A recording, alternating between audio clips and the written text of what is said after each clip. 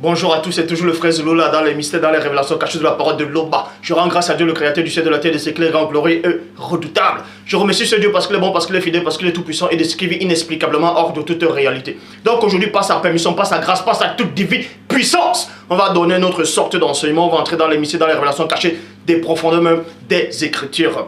Vous savez qu'il est dit dans Proverbe 19:2 que le manque de science n'est bon pour personne, c'est-à-dire le manque d'intelligence, le manque de savoir, le manque de discernement n'est bon pour personne. Et dans Proverbe 25:2, la gloire de Dieu est de cacher des choses et la gloire des rois est de sonder des choses. Mais néanmoins, il est dit dans Deutéronome 29:29 que les choses cachées sont au Père, les choses révélées sont à vous, sont aux créatures, sont aux humains. Mais ce Dieu terrible et redoutable dit par son esprit, c'est-à-dire le Mundima Tété, que les apôtres authentiques ont reçu dans Jean 20:22, dans Jérémie 33:3, demande-moi et je te relèverai des choses cachées, des choses que tu ne sais pas.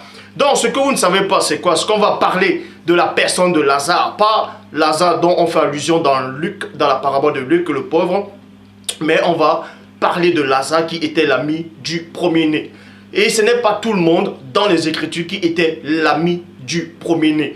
Bon, pour ça, on va vous exhorter de vérifier dans vos Bibles. Pour tous ceux qui ont le iPad, qui ont le téléphone portable, tous ceux qui ont la Bible à la main ou bien qui peuvent aller sur internet, peu importe où vous vous trouvez actuellement. Plein de gens ont dû demander, mais Zouloula, il était où depuis, qu'est-ce qu'il faisait? Ça fait déjà peut-être plus de 2 semaines déjà qu'on ne le voit pas. Qu'est-ce qui s'est passé? Est-ce qu'il se passe quelque chose? Je suis là, ne vous inquiétez pas, je suis toujours là. Bon, pour ça, nous allons parler de la personne de Lazare. Qu'est-ce qui s'est passé? Pourquoi Lazare est-il mort? Qu'est-ce qui s'est passé pendant sa mort? Comment Christ a fait pour le ressusciter? Quand on est en train de le ressusciter, qu'est-ce qui se passait réellement de l'autre côté dans le plan spirituel, le plan astral et le plan physique? Pour ça, il est dit dans Jean chapitre 11 au verset 1, Bible de la liturgie. Un homme était tombé malade, point. C'était Lazare de Béthanie plutôt, le village de Marie et de sa sœur Marthe. On vous dit ici qu'il y avait un homme qui était tombé malade. Et c'était l'ami de Christ. C'était l'ami du premier-né. Il est tombé malade. Il y a une maladie qui est entrée en lui. Qui est passée par son corps. Qui a touché son âme. Qui l'a déstabilisé. Qui l'a rendu faible. Qui l'a enlevé la force, la vigueur, la puissance. Et il avait 2 sœurs. Une qui se nommait Marie et l'autre Marthe. Et connaissez tous le Christ. Dans le verset 4, Bible de la Colombe vous dit, après avoir entendu cela, Christ dit, 2 points, cette maladie n'est point pour la mort. Mais pour que la gloire de Loba, afin que le Fils de Loba soit glorifié par elle. On vous dit ici que Lazare était tombé malade. Exactement comme Élisée, l'un des prophètes les plus puissants de l'ancienne alliance, était tombé malade par une maladie auquel il devait mourir. Mais si on n'est pas en train de parler d'Élisée, on va parler de Lazare. Lazare est tombé malade parce que c'était pour la gloire de Dieu.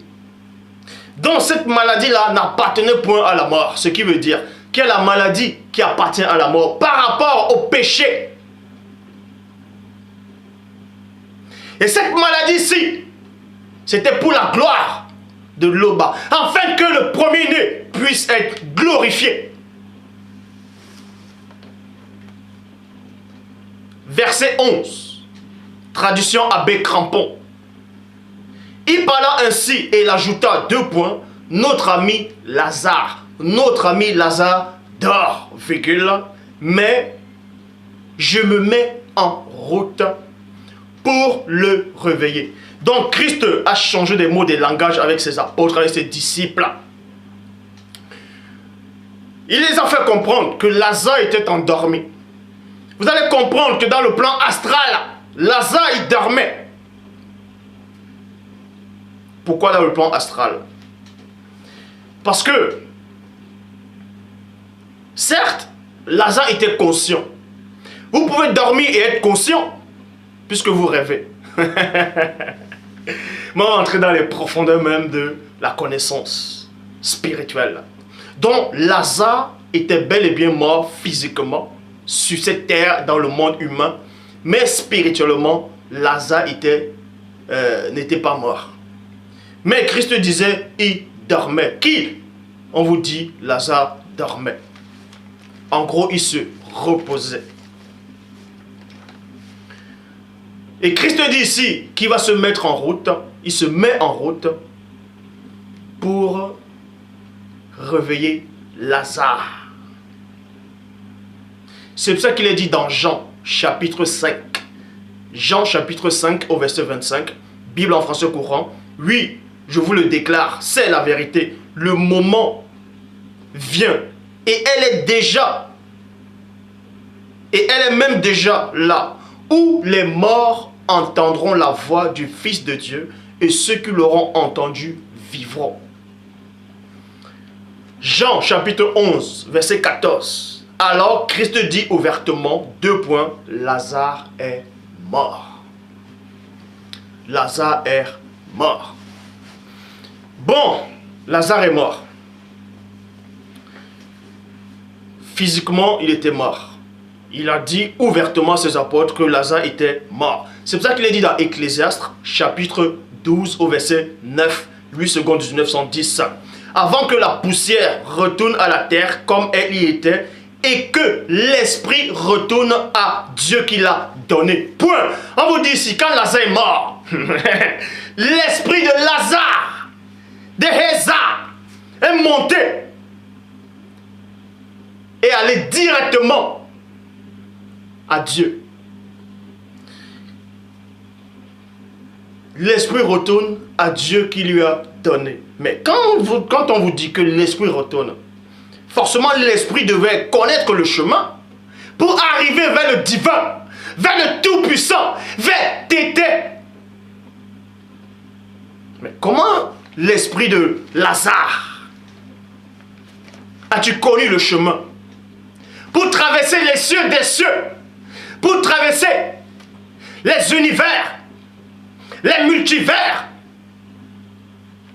Comment cet esprit de Lazare, après sa mort physique, est-il monté auprès du Père? Pour ça, il est dit dans Psaume 119, 105. Ta parole est une lampe à mes pieds, est une lumière sur mon chemin. Donc vous dites ici, spirituellement, vous allez comprendre que quand Lazare est mort, et cette mort-là, c'était pour la gloire du Père, c'était pour que le Fils de Loba puisse être glorifié. Quand Lazare est mort, son esprit est monté à Dieu avec la parole, parce que cette parole était une lampe à ses pieds qui lui montrait ce chemin en tant que flambeau dont Lazare traversait la route du grand mystère accompagné d'une lumière éclatante et puissante qui est la parole de Dieu.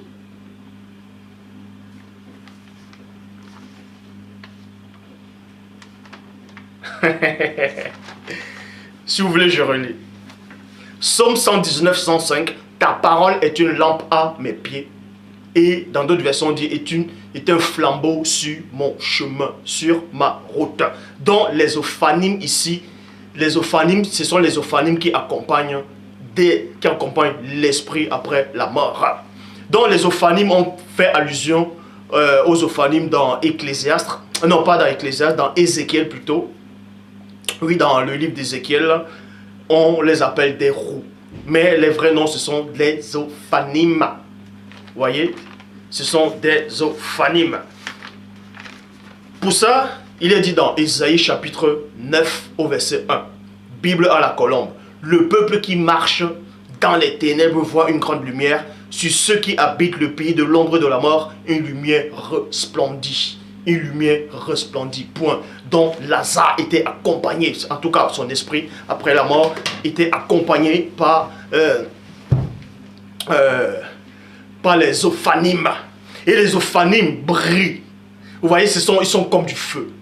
Les ophanimes, sont des feux dévorants, si vous voulez. Une grande lumière, ce sont des flambeaux, des torches, des énergies vivantes. Et on accompagne l'esprit de Lazare en plein chemin. Et ceux qui étaient dans l'ombre de la mort, tous ces esprits-là qui sont sur le chemin de la route du grand mystère, ont vu une torche, ont vu un flambeau, ont vu une lumière éclatante qui accompagnait un invité spécial. Parce que sur la terre, cet homme-là, connu sous le nom de Lazare selon la Bible, était un ami du premier-né. Donc toi qui me regardes, qui es-tu devant le premier-né? Qui es-tu devant le Père? Es-tu un simple humain ou l'ami du premier-né? Parce que Jean-Baptiste, le baptiseur, était l'ami du premier-né. Et Christ dit à ses apôtres, je ne vous appelle plus disciples, mais je vous appelle des amis. Donc Lazare, de l'autre côté, il a été escorté. Son esprit partait auprès de Dieu lui-même. Donc il a traversé la route du grand mystère. Mais dans une torche, accompagné pas des ophanimes. Psaume 123, non plutôt Psaume 23, je répète, Psaume 23, verset 4, Bible en français courant. Même si je passe par la vallée obscure, vous allez comprendre que on va parler de 3 phases spirituellement, le plan spirituel, astral et physique. Donc, spirituellement, son esprit est monté à Dieu. Ce sont les ophanimes qui ont ramené son esprit à Dieu. Et maintenant, on vous parle ici maintenant dans Psaume 23, au verset 4, Bible en français courant. Là, c'est son âme en fait, l'âme de Lazare. Même si je passe par la vallée obscure, je ne redoute aucun mal. Virgule. Seigneur, car tu m'accompagnes, tu me conduis et tu me défends. Voilà ce qui me rassure. Voilà ce qui me rassure. C'est pour ça que les gens ont peur de mourir. Plein de gens ont peur de la mort. Plein de gens essaient de se auto-persuader qu'ils sont dans le frais, qu'ils iront au paradis, qu'ils ont accompli la volonté du Créateur. Ils se sont auto-persuadés qu'ils détiennent la connaissance absolue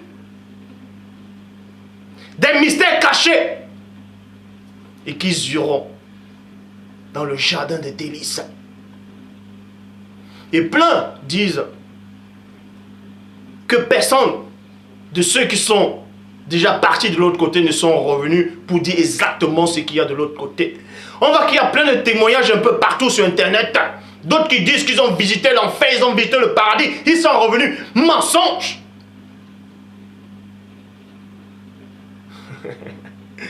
Donc, tous ceux qui sont dans le monde entier, qui ont peur de mourir, ils ont peur de franchir la route du grand mystère. Ils ont peur à l'intérieur d'eux. Parce qu'ils ne connaissent pas le Dieu véritable. Parce qu'ils ne connaissent pas le vrai premier-né. Certains me disent,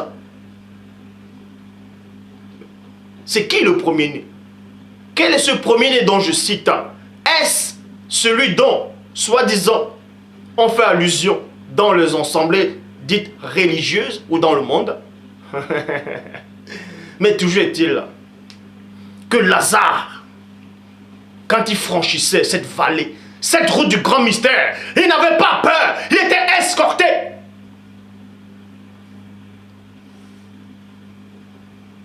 Par son âme, pas des anges. Or, son esprit, pas les ophanimes. Et son corps, par des hommes physiques. Pour ça, il est dit, je répète dans Psaume 23, verset 4, Bible en français courant. Même si je passe par la vallée obscure, c'est-à-dire la route du grand mystère, je ne redoute aucun mal. Seigneur, car tu m'accompagnes, tu me conduis, tu me défends. Voilà ce qui me rassure. Donc, il y a quoi en chemin quand on meurt? Qu'est-ce qu'il y a exactement en chemin quand on meurt? Qu'est-ce qu'il y a exactement pendant la traversée du pont ou bien la route du grand mystère?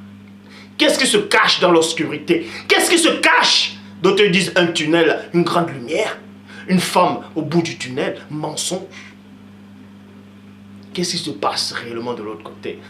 Quand vous mourrez, le moment où votre esprit est en train de sortir de votre corps, le moment où votre cœur est en train de battre, vous sentez des sensations, vous sentez une présence, vous sentez que vous avez peur.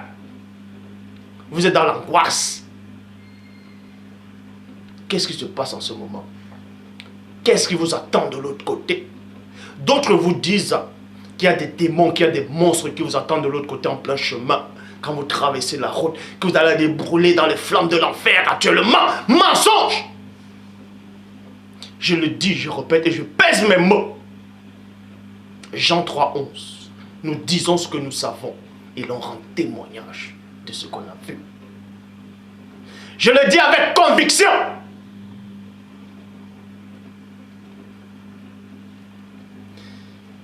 Et on va vous décrire un peu ce qui se passe, ce qui se cache derrière cette mort-là. C'est pendant la route du grand mystère. Ecclésiaste, chapitre 12 au verset 5, dans la Bible parole de vie, il est dit ceci. Alors, la route qui monte fait peur. On vous dit ici, là c'était la route du grand mystère pendant la mort, quand vous rendez votre âme, quand vous rendez l'esprit, quand vous rendez la vie. Ecclésiaste, chapitre 12 au verset 5, Bible parole de vie. Alors, la route qui monte fait peur. La marche effraie. Les cheveux deviennent blancs, comme un arbre en fleurs. Le corps est lourd, comme une sauterelle qui retombe à terre. La vie, c'est-à-dire entre parenthèses l'esprit, s'en va comme le bruit, comme le fruit tombe de l'arbre, lui, un jour.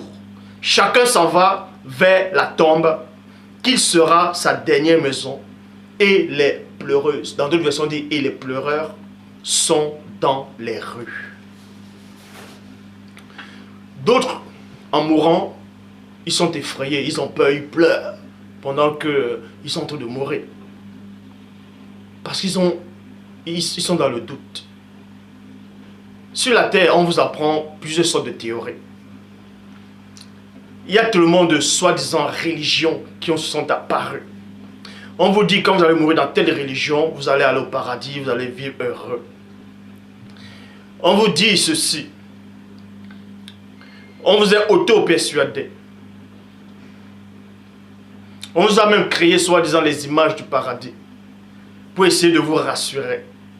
Mais tout ça c'est faux. D'autres disent que l'enfer, le paradis, toutes ces choses n'existent pas. Et ils osent même dire que Dieu n'existe pas. C'est ce que ces gens disent. En fait, selon la Bible, c'est le fou qui dit que Dieu n'existe pas. Bon.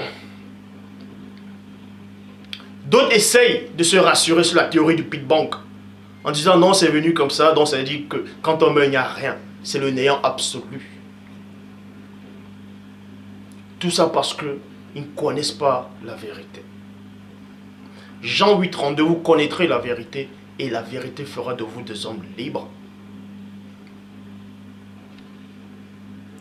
La vérité fera de vous des hommes libres. C'est parce qu'on vous a nourri dans la fausse doctrine, vous avez mangé la fausse nourriture, la nourriture de Maman Kato. Vous avez mangé la nourriture des fausses religions. C'est pour ça que vous êtes constamment dans le doute, dans la peur, dans l'incertitude, dans les mauvaises pensées, dans la colère, dans la rancœur. Vous n'arrivez pas à pardonner. C'est parce que votre nature n'a pas encore fusionné avec ce qui doit être fusionné.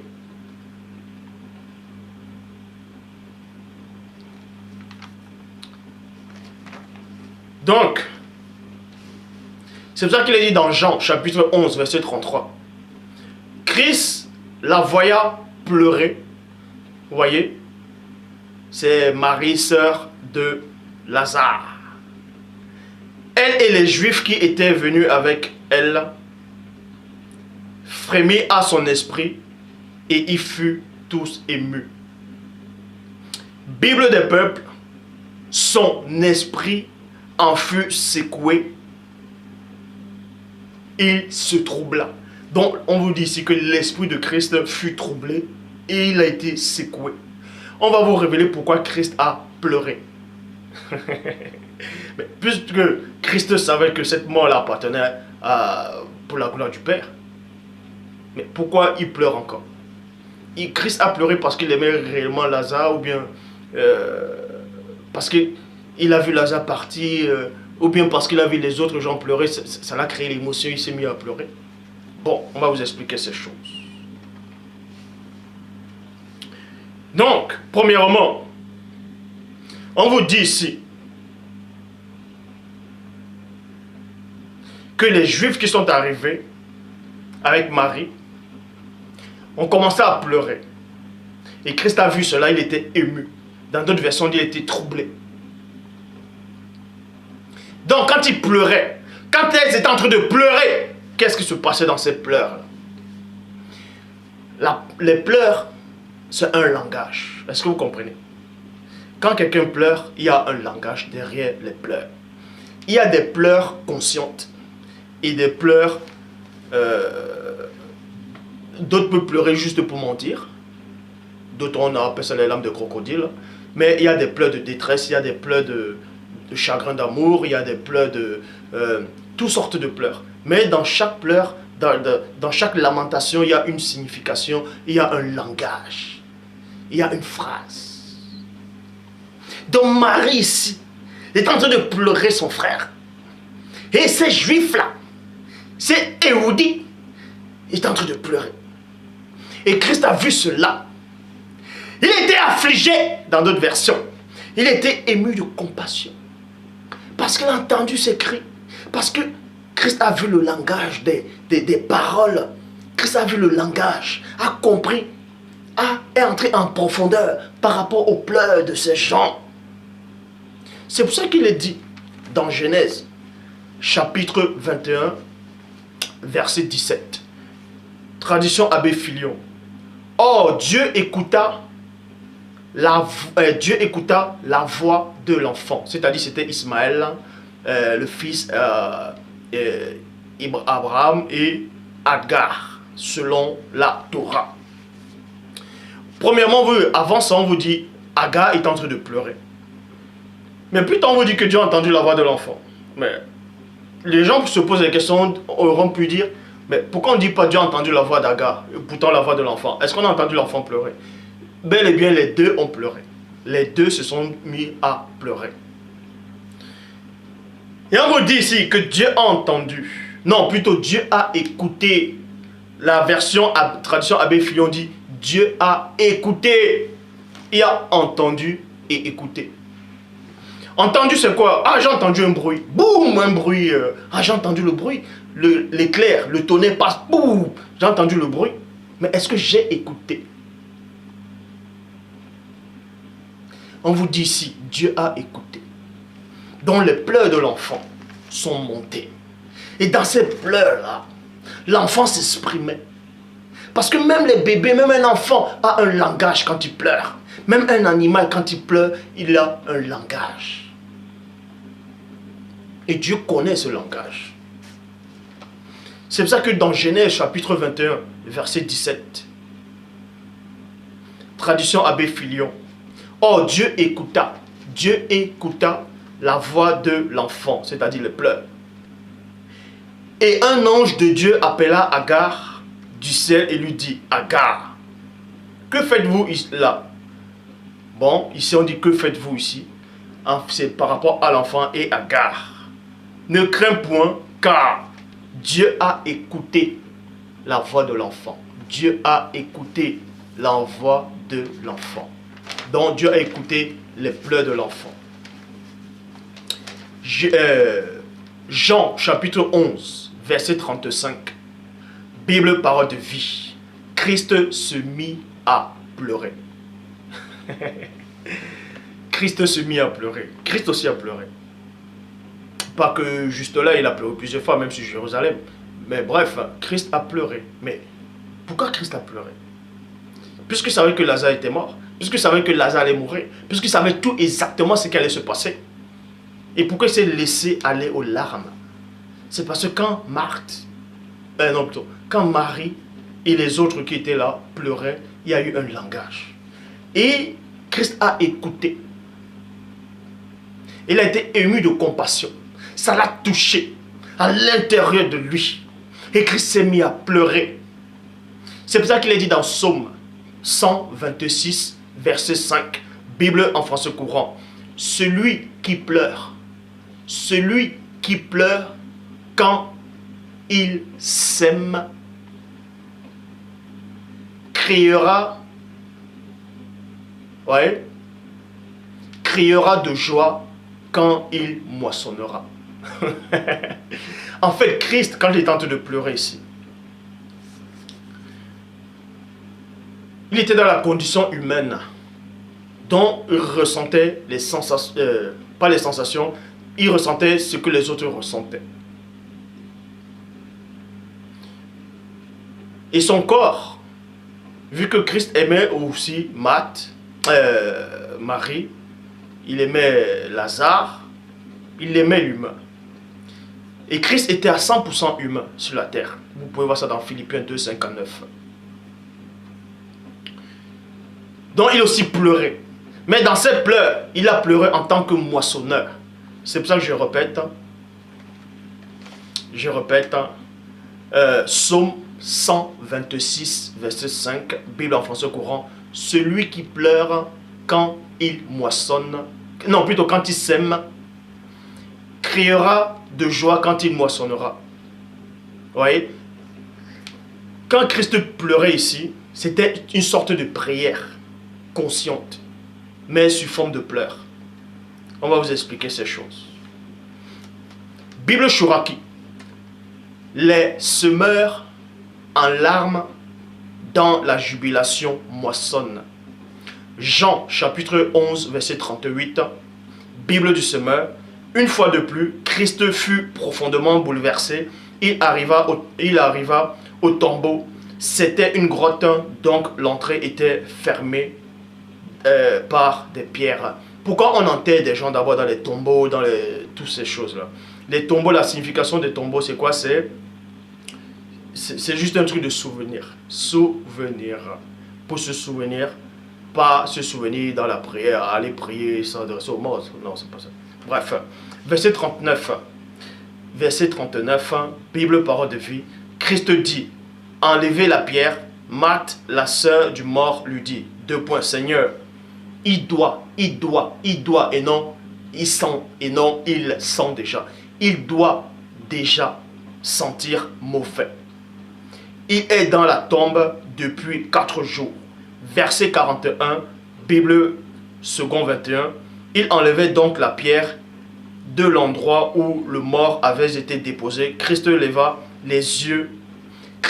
alors les yeux et dit, Père, je te remercie de ce que tu m'as écouté. Ah, Loba! Christ dit, Père, je te remercie de ce que tu m'as écouté. Dans d'autres versions, il dit, Père, je te remercie de ce que tu m'as exaucé. Mais en quel moment, dans Jean 11, Christ a-t-il prié Dieu pour que Dieu permette que Lazare ressuscite? C'était quand il était en train de pleurer. De même que Ismaël, Agar, au désert, quand il pleurait, Dieu a écouté. C'est pour ça que Christ, après ses pleurs, il a dit, Père, je te remercie de m'avoir écouté. Parce que dans les pleurs, il est en train de prier. Il est en train de converser avec le divin. C'est une sorte de prière consciente. Verset 42. Bible du semeur. Pour moi, je sais que tu m'exauces toujours. Mais, si je parle ainsi, c'est pour que tous ceux qui m'entourent croient que c'est toi qui m'as envoyé. Parce que dans l'ancienne alliance, il est dit, on ne doit pas invoquer les morts, on ne doit pas s'adresser aux morts, ainsi de suite. Donc Christ devait invoquer un mort. Il devait invoquer Lazare. C'est pour ça qu'il dit d'abord aux gens, aux autres qui étaient à côté de lui, je parle ainsi pour que vous sachiez que je ne suis pas en train de désobéir à la parole de Dieu. Je suis plutôt en train de... c'est Dieu qui m'a donné, qui m'a fait cette grâce. C'est Dieu qui a permis que j'invoque cet homme qui est mort. Mais Dieu n'est pas le Dieu des morts, mais des vivants. Verset 43, Bible à la colombe. Après avoir ainsi dit, après avoir dit cela, virgule, il cria. Ouh. Maintenant, on va essayer d'expliquer. Après que Christ a pleuré, il a parlé à Père dans les pleurs.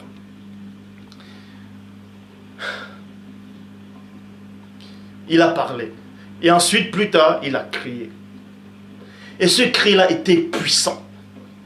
On va décortiquer le cri du Christ. C'est un point, mais on va l'ouvrir. Donc, je repasse, je répète. Verset 43. Bible à la colombe.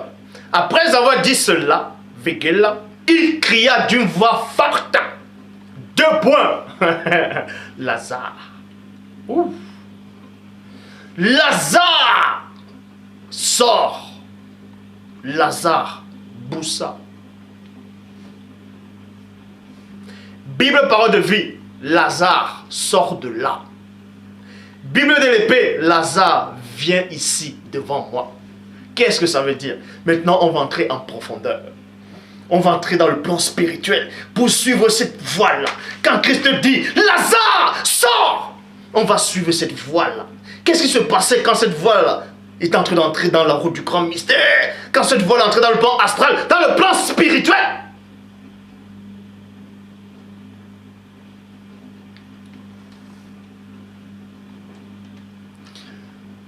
Donc, quand cette voie, il y a des esprits dans la route du grand mystère, il y a des démons, il y a des anges déchus.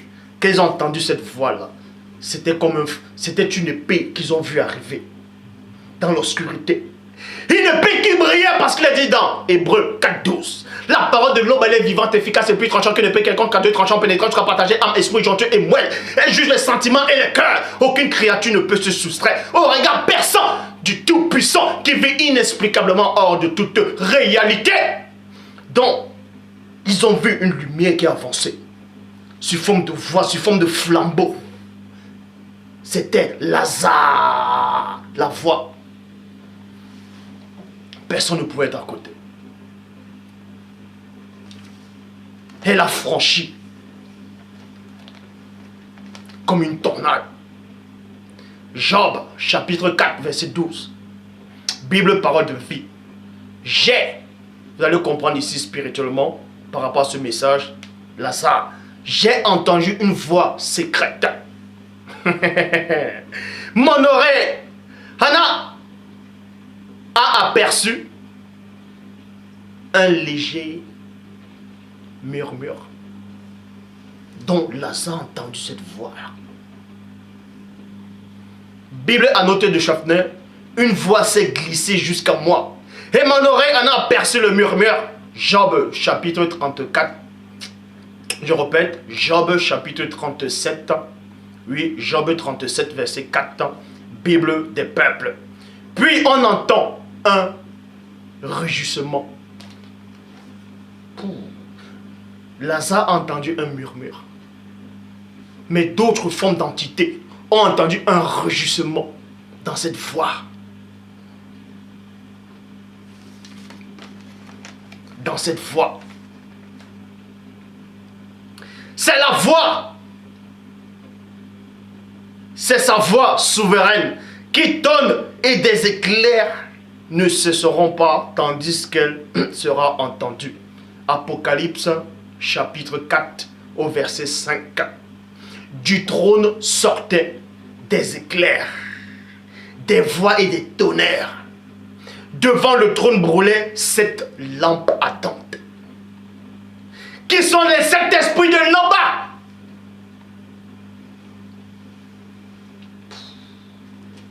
Est-ce que vous imaginez la scène? Christ est sur la terre. Il est là, un homme simple. Il dit Lazare, Boussa, sors.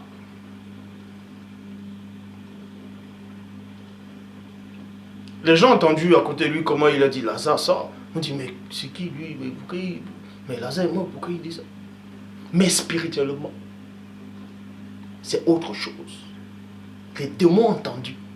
Satan, le chérubin jadis, ouais, a entendu. Ça les a déstabilisés.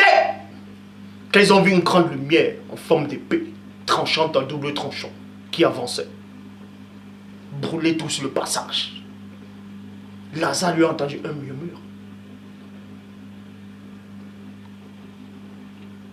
Comme Élie le Tishbite dans la caravane, à cette grotte-là, quand il a entendu une voix légère murmure, il s'est caché le visage.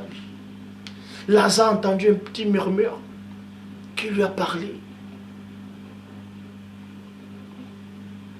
Mais d'autres formes de l'entité ont entendu un rugissement. Et dans le royaume divin, dans le grand ordre des choses, on vous dit ce qui se passait. Apocalypse 4, verset 5. Du trône sortaient des éclairs et des voix et des tonnerres. Devant le trône brûlaient 7 lampes ardentes, qui sont les 7 esprits de Loba.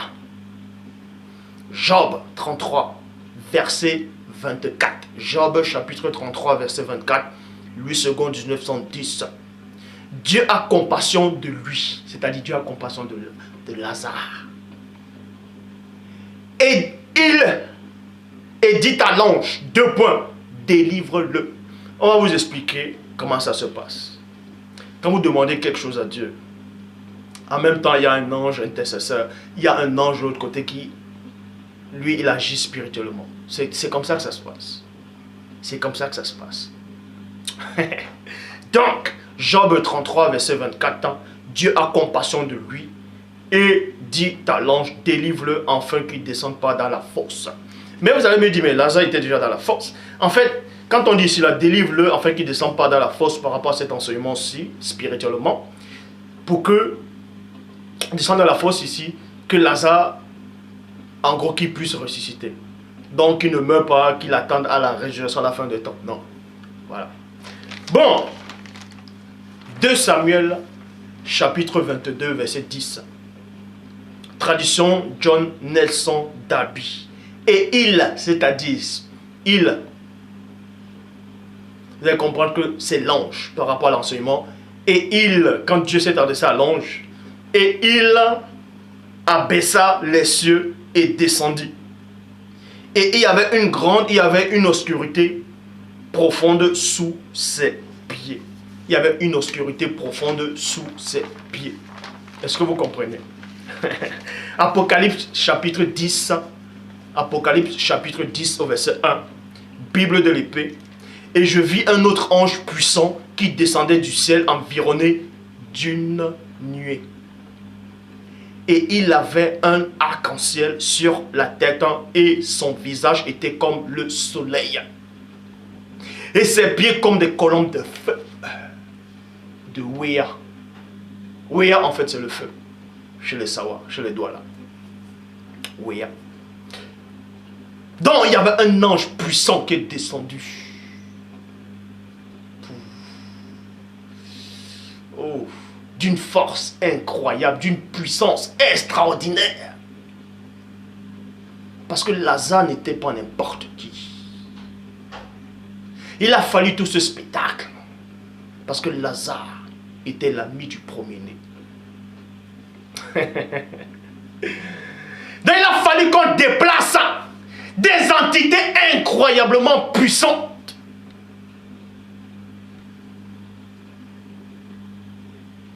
Pour faire revenir Lazare.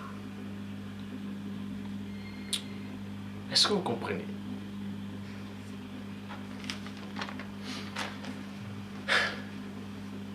Actes des apôtres, chapitre 12 au verset 8. 8 secondes 1910. Et l'ange lui dit, 2 points à Lazare. Mais là, dans Actes 12, 8, là, le même passage, Pierre était en prison et l'ange l'a délivré. Mais dans l'enseignement ici, voilà comment ça se passe spirituellement. L'ange lui dit à Lazare, mets ta ceinture. Vous allez comprendre ce qui se passe quand Lazare ressuscitait. L'ange lui dit, mets ta ceinture et tes sandales. Et il fut ainsi, l'ange lui dit encore, enveloppe-toi de ton manteau et suis-moi. On va refaire le chemin de la route du grand mystère. Parce que le premier-né t'a appelé. Il t'a appelé. On doit sortir. Pourquoi l'ange lui dit maintenant mets ta ceinture et tes sandales? Est-ce que de l'autre côté, dans la mort, il y a la ceinture et des sandales? On va vous expliquer ces choses. Donc pour ça, l'ange lui dit, mets ta ceinture, tes sandales et ton manteau. Parce qu'il est dit dans Éphésiens chapitre 6 au verset 14. Ayez à vos reins la vérité pour ceinture. Donc quand l'ange s'adresse à Lazare depuis de l'autre côté, il dit mets ta ceinture. Donc il lui annonce cette vérité. Il lui annonce cette vérité-là. Donc mets ta ceinture. La vérité que tu as entendue murmurer quand Christ a crié. Accepte cette vérité. Suis cette vérité-là. La vérité que tu écoutes aujourd'hui, suis-la. Elle va te sauver. Ne te laisse pas confondre. Ne te laisse pas séduire par les soi-disant religions dites révélées. D'aller adorer Ra, Osiris, d'aller adorer des faux dieux humains qui ne sont même pas créateurs. N'écoutez pas les parlivins des autres. La vérité, elle est là. Toi qui écoutes cette parole, toi qui écoutes ce message, suis cette parole-là. Je te le dis en vérité. Et je le dis au monde entier. Le Tout-Puissant existe. Loba Tété existe. Réellement. N'en doutez pas. Si vous doutez des autres choses, vous allez peut-être douter de JC ou bien de... vous allez dire, ouais, JC, est-ce qu'on l'a réellement inventé ou bien vous allez avoir le doute. Non, ne doutez pas de Dieu. Parce qu'il est dit dans Jacques 2, 19. Tu crois qu'il existe un seul Dieu, tu fais bien. Le démon le croit aussi, mais lui tremble. Dieu existe réellement. Tu n'as pas besoin de lire un livre pour savoir que Dieu existe. Tu n'as pas besoin d'aller dans les ensembles où tu n'as pas besoin.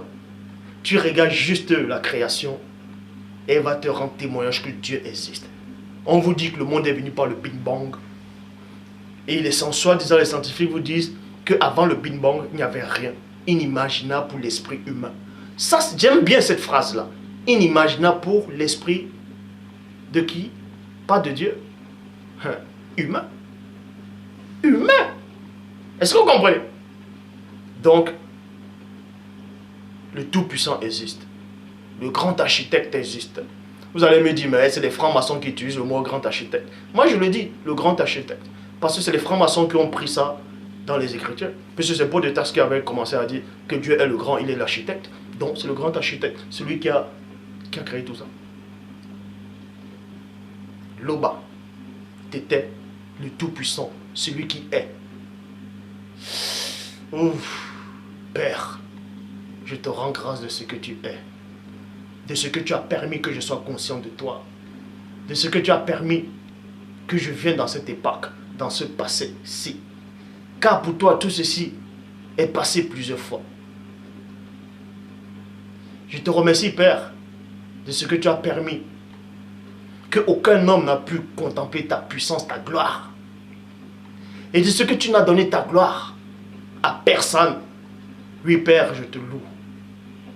Parce que tu as voulu délivrer ce dont tu connais. Je te remercie, Père, pour tous ceux-là qui croient que tu m'as véritablement envoyé. Donne-leur la grâce, donne-leur la force de tenir. Car je sais que le chemin pour eux est pénible et dur. Car je le sais, Père, car je vis dans la condition humaine, comme le premier-né l'a vécu. Je sais que ce n'est pas facile d'être un humain. Je sais que ce n'est pas facile d'être un humain. Mais je prie, Père, non pas pour le monde entier, mais pour ceux-là qui reconnaissent que tu m'as véritablement envoyé, de les nettoyer, de les sanctifier, de les préserver, afin qu'ils soient debout ce jour de gloire que tu as réservé à ceux dont tu connais, à ceux dont nous connaissons. Oui, Père. J'ai tellement, si ça tenait qu'à moi, Père, je repartirai de suite auprès de toi. Tu me manques tellement, Père. Toutes ces entités qui sont auprès de toi, mes frères, vous me manquez tellement. Mais, je ne suis pas seul. Tu es toujours avec moi. Je veux, Père, que l'amour que tu as pour moi, l'amour que j'ai pour toi, que ceux-là puissent ressentir cela, puissent aussi avoir cet amour entre eux, afin qu'ils soient un, comme le dit le premier-né dans Jean 17, 22. Je les ai donné la gloire que tu m'as donnée, afin qu'ils soient un, comme toi et moi nous sommes un. Père, aie pitié de ceux qui sont dans la confusion, qui sont dans le doute actuellement, qui sont dans la peur, qui sont dans l'angoisse, qui sont dans le découragement. Aie pitié d'eux. Souviens-toi d'eux, Père, de ceux qui ne sont que poussière. Toi seul, tu sais ce qui est dans l'homme, ce qui est caché dans le mystère de son esprit.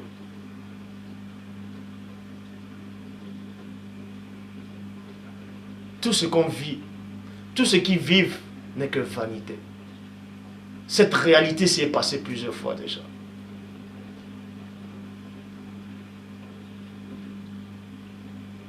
Père, je te rends grâce de m'avoir exaucé. Donc, on vous dit ici,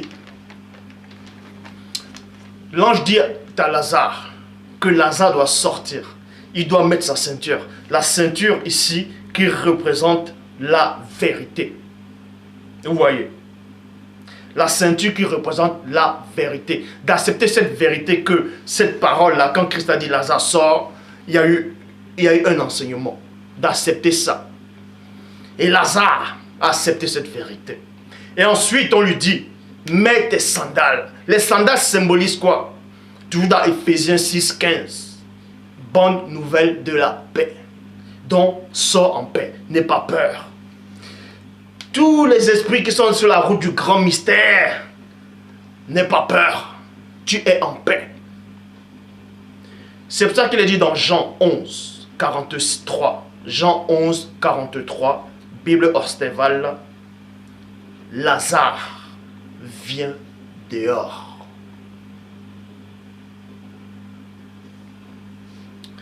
Éphésiens chapitre 6, verset 14 à 17, on parle des âmes spirituelles du croyant. On parle de, il y a 6. 6. Pourquoi 6?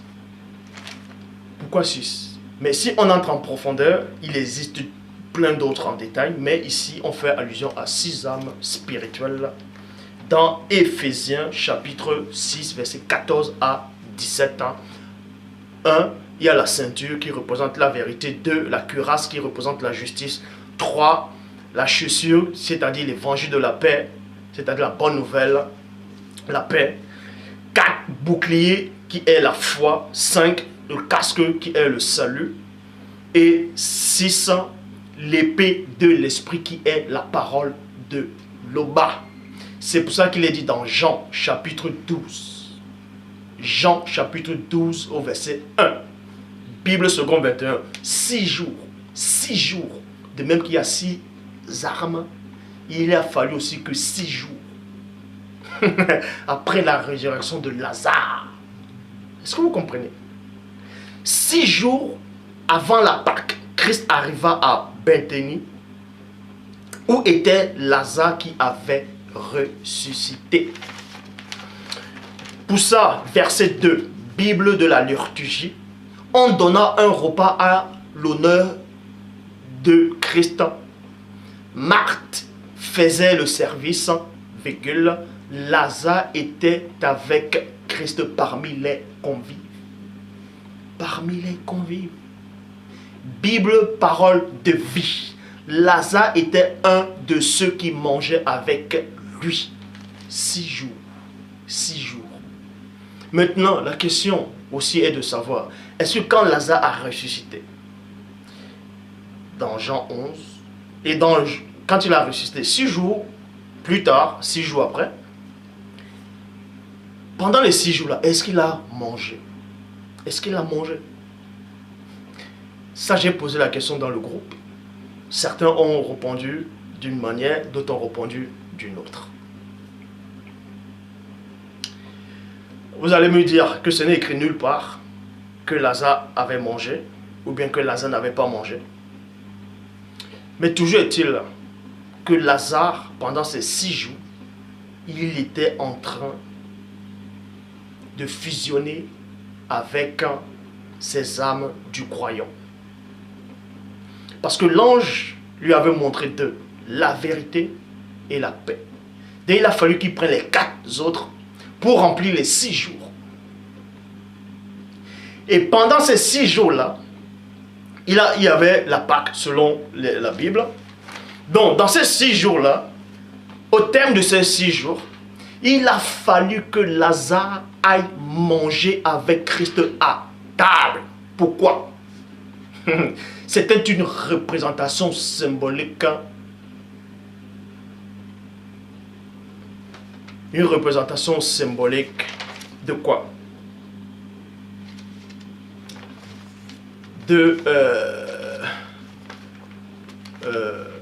Comment on appelle ça?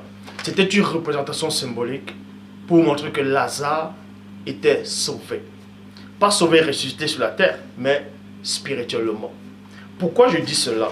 Parce qu'il est dit dans Marc, chapitre 10, au verset 40, « Pour ce qui est d'être assis à ma droite ou à ma gauche, cela ne dépend pas de moi, et ne sera donné qu'à ceux à qui cela est réservé. » Et Lazare était assis à côté de Christ. C'est à lui était réservé. Parce que le Père a décidé ainsi. Donc Lazare n'était pas n'importe qui. C'est pour vous dire, ne perdez pas courage. Plein de gens me demandent, me posent la question, « Ah, frère Zouloula, quelle est mon identité devant le Père ?» Mais arrêtez de poser cette question, quelle est mon identité devant le Père? C'est pas comme ça. Il faut d'abord mettre la parole en pratique et c'est cette parole-là qui te dira qui tu es devant le Père. Parce qu'il est dit dans Jean 8, 32, vous connaîtrez la vérité et la vérité vous affranchira. Mais quand on dit, vous allez connaître cette vérité et la vérité est la parole de Dieu. Jean 17, 17, ta parole est la vérité. Et c'est cette vérité qui va t'affranchir. En fait, t'affranchir, c'est quoi? Il va te révéler les mystères cachés des profondeurs de l'Oba. Il va te révéler ton identité. Donc, le but de ce message, c'est que plein d'entre vous sont en train de dormir. Et vous êtes morts spirituellement. Donc, toi qui es mort, toi qui entends cette parole, sors de ton sommeil. Sors. Arrête de donner le pouvoir aux choses, aux circonstances, aux rêves. Je sais qu'il y a plein de frères et sœurs qui sont dans le monde qui souffrent cruellement du péché. D'autres sont en prise, d'autres sont sous l'emprise de la masturbation, que ce soit intellectuelle, physique ou mentale. D'autres sur la pornographie, d'autres sur le sexe, les femmes dehors, et d'autres sur le mensonge, la cigarette, et plein d'autres choses encore, des mauvaises pensées, etc., etc. Je ne dirais pas que c'est facile de dire « Oh, vous pouvez sortir de là d'un coup ». Je ne dirais pas ça. Mais ce que je vous dis, c'est quoi? Vous n'avez pas été créé pour être esclave de la masturbation, pour être esclave de la vanité. Vous avez été créé pour la gloire de celui qui est. C'est pour ces instants que vous avez été créé. Pour que le Père puisse se glorifier en vous. Donc arrêtez de pleurer. Je sais que plein de gens vont dire, ouais, c'est facile. C'est pas facile. Paul il dit quoi? Il a combattu. Il a traité durement sa propre nature. Il a combattu. Il a lutté. Il a couru. Et la couronne de justice lui est réservée. Que celui qui tombe, que celui qui est debout prenne garde de tomber. Et que celui qui tombe se relève. On m'a exposé plein de sujets qui préoccupent beaucoup de croyants. Et si le Père le permet, je ferai une vidéo sur ça, par rapport au sexe, par rapport aux gens qui veulent se marier, qui veulent un homme ou qui veulent une femme, ainsi de suite. Quand il dit aux gens, une femme qui veut un homme qui veut une femme, dans le Seigneur. Je sais que ça préoccupe beaucoup de sœurs actuellement et des frères. C'est pas facile de trouver un partenaire qui lui corresponde. Je sais que c'est pas facile. Si ça vient pas de Dieu, c'est mort. Écoutez, je vais vous dire un truc. Je vais vous dire quelque chose. Si ça ne vient pas de Dieu, c'est mort. Peu importe les sentiments que vous avez. Peu importe l'énergie que vous avez investie. Si ce n'est pas de Dieu, en tout cas si Dieu n'est pas dans le couple, si Dieu n'est pas dans la relation, ça ne sert à rien. Je dis bien, je répète et je pèse mes mots. Ça ne sert à rien du tout. Vous allez vivre dans les tribulations. Et Dieu nous a appelés à vivre en paix. Dieu nous a appelés à vivre en paix. C'est ça la différence entre ceux qui sont élus, ceux qui sont réellement de Dieu et ceux qui ressentent les sensations d'être de Dieu. Avec Dieu, on ne tâtonne pas. Donc vous, je m'adresse d'abord premièrement aux hommes, aux frères. Vous qui êtes pressés, parce que vous vous sentez seul d'avoir des femmes, vous regardez une fille, elle est bien formée. Selon vous, vous dites que waouh, elle est bien formée, tiens, c'est elle que je veux. Non, Dieu m'a dit que c'est elle. Vous ressentez des sensations. Après, elle habite avec vous. Ça ne se passe pas bien, vous faites comment? C'est pour ça qu'il faut être dans la pensée de Dieu. Il faut tout faire pour plaire à Dieu. Il faut tout faire pour la gloire de Dieu. Une femme selon Dieu. Et je vais vous révéler quelque chose. Et plein de gens ont dû, en cas il dit plein de gens, plein de frères, je crois hier, oui, je crois que c'était hier ou avant-hier, bref, récemment, oui, j'ai parlé, j'ai conversé avec un frère dans Skype. Dans Skype, on a conversé. Je lui ai révélé quelque chose, bon, en fait, on a changé. Il m'a posé quelques questions, et le frère, tu vas te reconnaître. Bon, on a parlé, on a fait allusion à un sujet un peu délicat concernant la femme, les femmes en général. C'est quoi? La plupart des croyants constatent ou bien font mine de ne pas constater. C'est un peu délicat ce que je vais dire. C'est que vous voyez les sœurs, celles qui disent qu'elles croient en Dieu, qu'elles marchent avec Dieu. Je vais vous dire cette vérité. Cela va choquer peut-être plein d'entre vous, mais c'est ainsi. On va prendre... il y a des femmes qui croient en Dieu, c'est-à-dire les croyantes, les sœurs qui croient en Dieu, qui ne se mettent pas tellement en valeur. Elles ne se mettent pas réellement en valeur. Elles se négligent. L'apparence physique, tout, elles se négligent. Ou bien si elles veulent se mettre en valeur, elles vont sortir directement du plan de Dieu. Bref. Elles ne se mettent pas en valeur. Tandis que, quand vous regardez la plupart des femmes dites du monde, elles se mettent plus en valeur. Et les frères sont attirés par ce style de femmes. Ils ne sont pas trop attirés par des sœurs parce qu'ils disent, oh, la sœur ne se met pas en valeur, même si elle croit en Dieu, ça ne m'intéresse pas. Vous voyez? Tout ça parce que c'est spirituel. En fait, ce sont des esprits qui agissent. Je ne vais pas trop entrer en détail, j'entrerai peut-être en détail sur une prochaine vidéo. Sur une prochaine vidéo par rapport à ça. par rapport à ça, mais je sais que c'est un sujet qui préoccupe beaucoup de gens. Il y a des sœurs qui vont en mariage avec un homme parce qu'elle a trouvé un homme qui lui plaisait. Peut-être au début c'était un coup de foudre, Pâques, ils sont mariés, après il a fallu, bon, dans le mariage ou bien dans l'union, incompatibilité d'humeur, ils n'étaient plus d'accord par rapport à certains, on va dire, enseignements ou bien spirituels en fait. Même longueur d'ordre, ils sont plus pareils. Et d'autres se demandent, est-ce qu'on doit se séparer? Puisque la parole dit, sauf en cas d'infidélité, ainsi de suite. On va entrer plus en profondeur par rapport à ça. Par rapport à ça. Et d'autres me disent, oui, mais c'est facile de dire, si tu veux une femme, demande à Dieu. D'autres disent qu'ils ont à demander à Dieu, mais ils ne trouvent pas de femme. Vous voulez que je fasse quoi? Que je fasse une vidéo spéciale où on va rassembler tous les frères célibataires et les sœurs célibataires dans un parc pour venir manger, pour que vous changez les numéros, mais que ça reste dans le Seigneur. C'est ça que vous voulez que je fasse? Pour ça, je mets ça entre les mains de Dieu. Bon, que Dieu soit loué.